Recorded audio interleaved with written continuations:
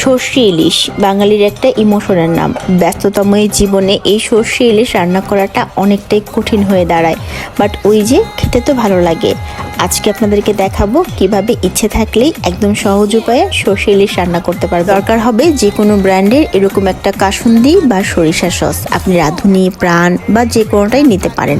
এতে করে ওই যে সরিষার একটা তিতকুটে ভাব তার মাছের মধ্যে আসবে। তবে আজকে কিন্তু আমি আর সেই ট্রেডিশনাল সরিষা ইলিশ রান্না করছি না। আজকে আমি মাছ ভাজির মতো করব, তবে একটু বেশি পেঁয়াজ দিয়ে একটু ঝোলঝোল করে। যেহেতু আমার কাছে শুধু ইলিশ মাছের লেফট ওভার কিছু লেজ আর মাথা আছে, তাই এই রেসিপি। মাছটাকে সুন্দর করে ধুয়ে এর মধ্যে দিতে হবে অল্প একটু হলুদ, অল্প একটু গুঁড়ামরিচ আর অল্প একটু পরিমাণ মতো লবণ। এর সাথে দিয়ে নেবেন আপনারা কাসুন্দি। ভালো মতো মেখে প্রথমে পেঁয়াজটা একটু ভালো করে নরম করে ভেজে নেবেন।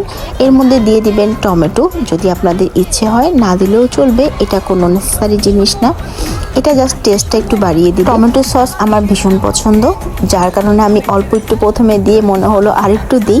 আমি সবসময় চেষ্টা করি শীতের দিনে যে কোনো খাবারে টমেটো সসের বদলে বেশি করে টমেটো দিয়ে দেওয়ার জন্য। টমেটো আর পেঁয়াজটা অল্প একটু নরম হওয়ার জন্য চুলার উপরে কিছুক্ষণ রেখে দিব। এরপর আমি এর মধ্যে দিয়ে দিব সেই মিক্সড করা মাছগুলো, যেটা হচ্ছে আগেই আমি ম্যারিনেট করে রেখেছিলাম। এই মাছগুলোকে জাস্ট আলতোভাবে বসিয়ে দিতে হবে। কিছুক্ষণ পর অল্প একটু এপিট ওপিট করে দিতে হবে, যাতে দুই পিঠেই ভালো মতো তেলটা লাগে। এরপর ওই যে হাঁড়িতে আমি মাছগুলোকে মেখে রেখেছিলাম, সেই হাঁড়ি ধোয়া পানি অল্প কিছুটা দিয়ে নেব।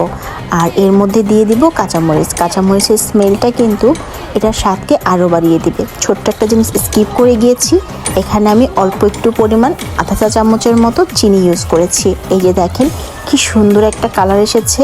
আর এটা ওই যে এক কথায় বলতে হবে খুবই জুসি এবং টেন্ডার হয়েছিল। এর মধ্যে আমি দিয়ে নিয়েছি কিছু ফ্রোজেন করা ধনেপাতা। ব্যাস, আমার মাছ তো একদম রেডি। এবার পরিবেশনের পালা।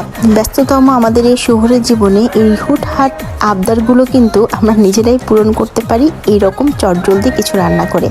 গরম ধোয়া ওঠা ভাতের সাথে এইরকম একটা সরিষা ইলিশ বা ভুনা ইলিশ যাই বলেন না কেন, খেতে কিন্তু খুবই ভালো লাগে।